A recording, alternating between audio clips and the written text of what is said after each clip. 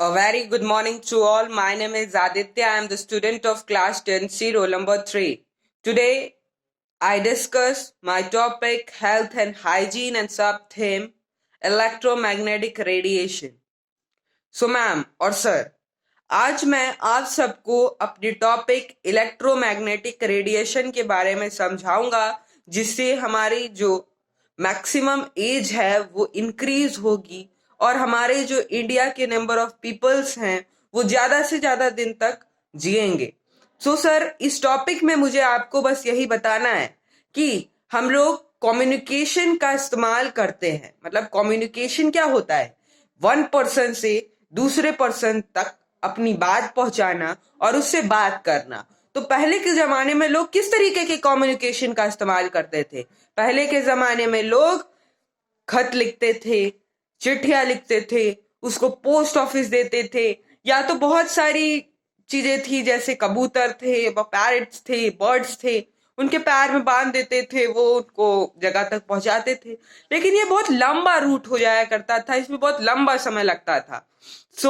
हमारे बहुत सारे साइंटिस्ट ने और इंजीनियर्स ने डिस्कवर किया और डिस्कवरी के बाद मोबाइल फोन्स आए, लैपटॉप्स आया, पीसी आया, टैबलेट आया, एटसेट्रा, बहुत कुछ आया कम्युनिकेशन के लिए। सर, कम्युनिकेशन के साथ साथ इसमें वीडियो चैटिंग होती है, लाइव चैटिंग होती है, ऑफलाइन चैटिंग होती है, मैसेजेस होते हैं।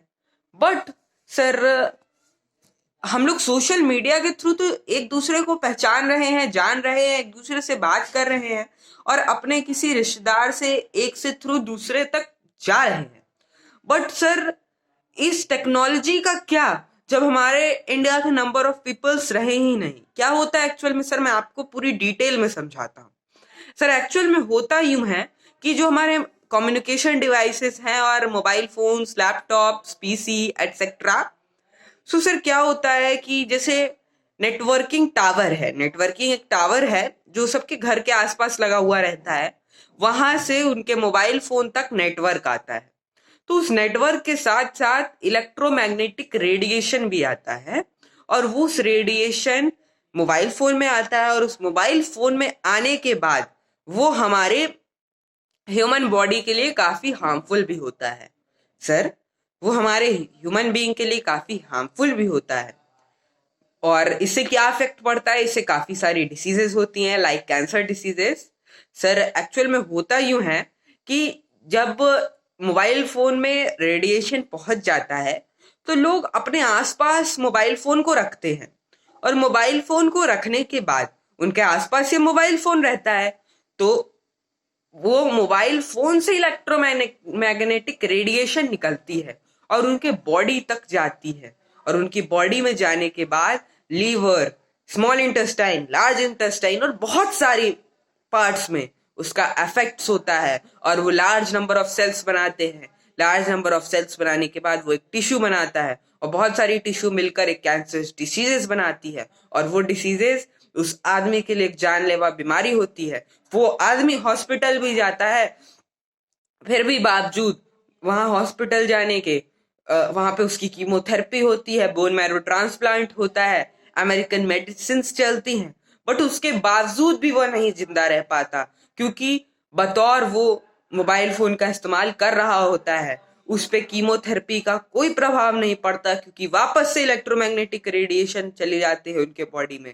क्योंकि थेरेपी तो हो रही है, थेरेपी कराने के बाद वो घर आए, घर आने के बाद उसने मोबाइल फोन का यूज किया या कोई भी गाना सुना, भजन सुना या कुछ भी सुना या अपना व्हाट्सएप पे ऑफिस का कुछ भी देखा, वो प्रॉब्लम है तो वो देखा, ठीक है।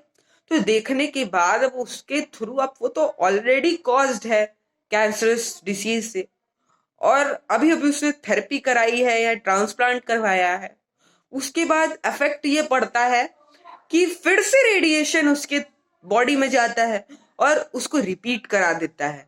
सर, मैं जानता हूं कि ये डिसीज जैसे कहीं पे चोट लगी है वहां पे एक सेल्स बनता है, बट ये मैंने गूगल क्रोम पर और गूगल पर काफी रिसर्च की और रिसर्च करने के बाद मुझे पता चला कि रेडिएशन के कारण बहुत सारी बीमारियां होती हैं जो हमारी बॉडी के लिए काफी हार्मफुल होती है और ये हार्मफुल होने के साथ साथ हमारे लिए जानलेवा भी साबित करती है।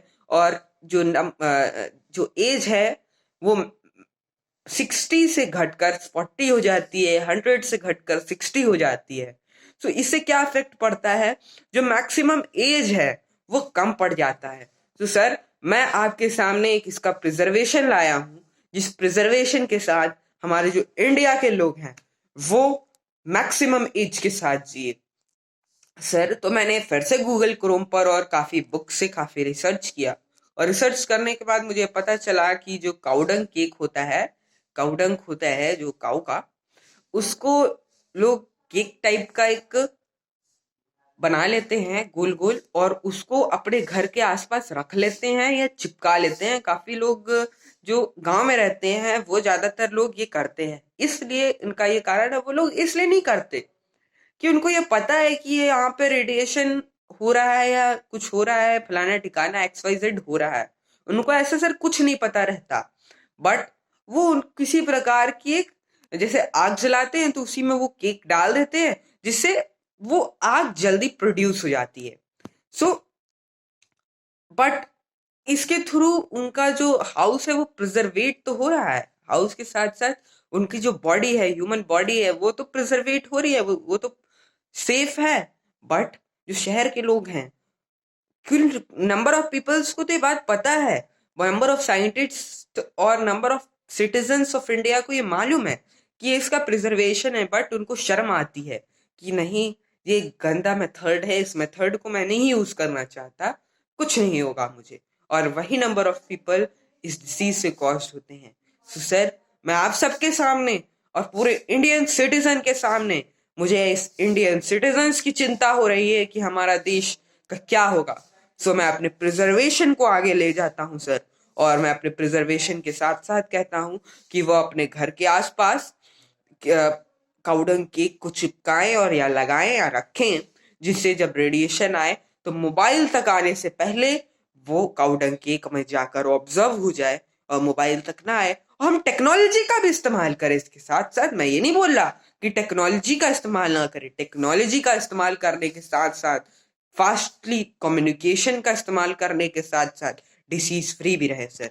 तो सर मैं इसी टॉपिक के साथ यहीं पर समाप्त करना चाहता हूँ।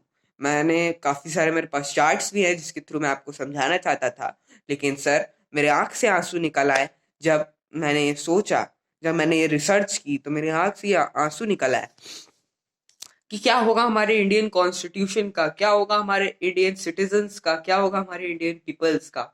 ये सोच करके सर मुझे ये लगा। और मैम और सर जो भी हो, सर मैं आप तक ये अपना संदेश पहुंचाना चाहता था। ये संदेश, ये कम्युनिकेट करने पे मैं सफल हुआ। तो सर अंत में जय हिंद, जय भारत।